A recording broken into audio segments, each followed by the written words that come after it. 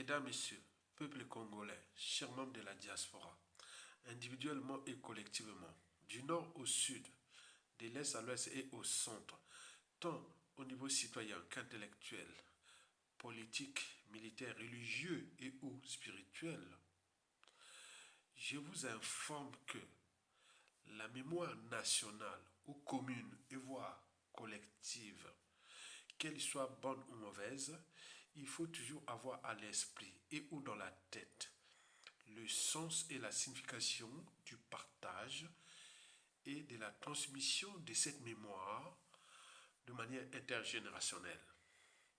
Et pourquoi? C'est pour éviter la répétition ou la récurrence des mêmes erreurs, des mêmes drames et tragédies. C'est pour éviter la répétition et ou la récurrence des mêmes amalgames, le négationnisme, le révisionnisme, la guerre des mémoires, l'oubli et ou la repentance. C'est un peuple qui n'a pas d'avenir, puisque le futur, c'est tout justement le passé et le présent qu'on ignore, et que les mêmes causes créent toujours ou provoquent toujours les mêmes effets, puisque l'histoire a tendance à se répéter.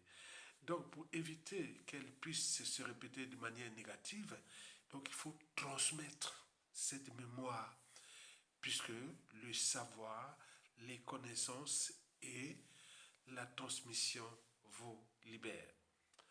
Par ailleurs, historiquement, le saviez-vous que parmi les périodes sombres du Moyen Âge européen, entre le 9e siècle et le 14e siècle après Jésus-Christ, par translation le Moyen Âge français, et la Renaissance européenne, située entre le 15e siècle et le 17e siècle, par translation française.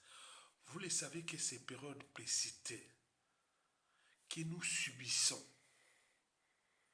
aujourd'hui, nous, Africains, et en particulier d'Afrique francophone, il y a d'un côté l'Inquisition et de l'autre côté le Code noir. Il y a d'un côté l'Inquisition et de l'autre côté le Code noir. L'Inquisition au Moyen-Âge et le Code noir au XVIIe siècle. Que j'en parle dans mes vidéos historiquement depuis 2017, j'en ai déjà comptabilisé 73 vidéos que j'en parle souvent du Code noir. Le Code noir.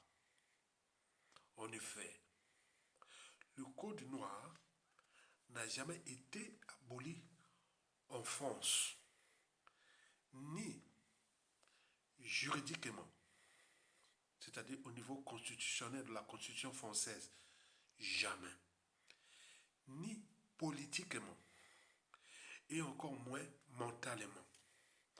Par conséquent, se battre contre la France-Afrique, ou plutôt contre l'abolition du Code noir, c'est se battre contre la liberté et la dignité de nous, peuples africains et notamment francophones.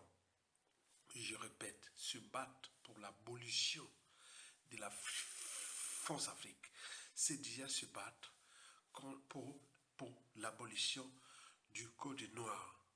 Tant qu'il y aura encore le Code noir, la France-Afrique existera avec les dégâts occasionnés depuis les pseudo-indépendants jusqu'à nos jours, avec ces dictateurs contre-maîtres qui sont parmi nous.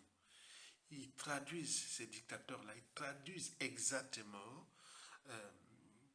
les mêmes principes, règles, règlements et tout du Code noir, comme il existait pendant l'esclavage, en passant par le colonialisme et aujourd'hui la France-Afrique. Et on vient de nous démontrer que même le Premier ministre François Bayrou l'a bien reconnu que le Code noir n'a jamais été aboli en France.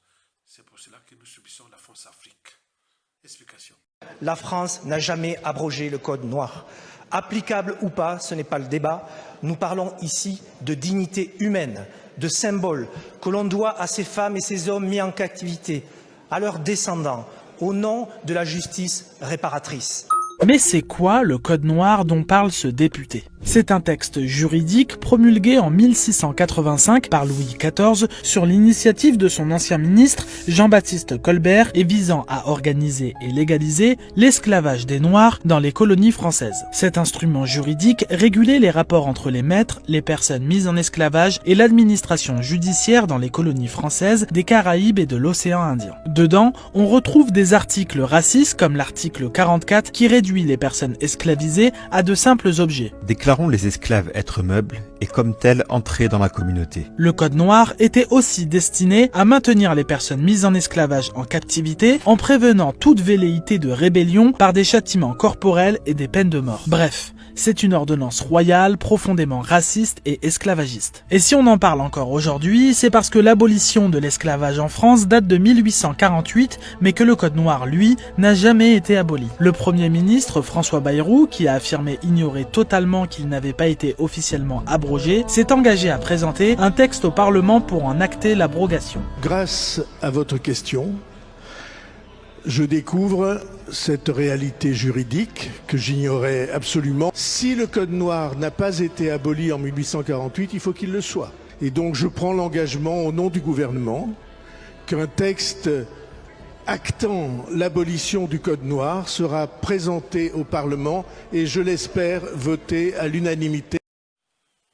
De ce qui précède, mesdames, messieurs, peuple congolais, et voici pour vous. Pour certains, c'est la première fois. L'explication scientifique à l'introduction du Code noir au XVIIe siècle.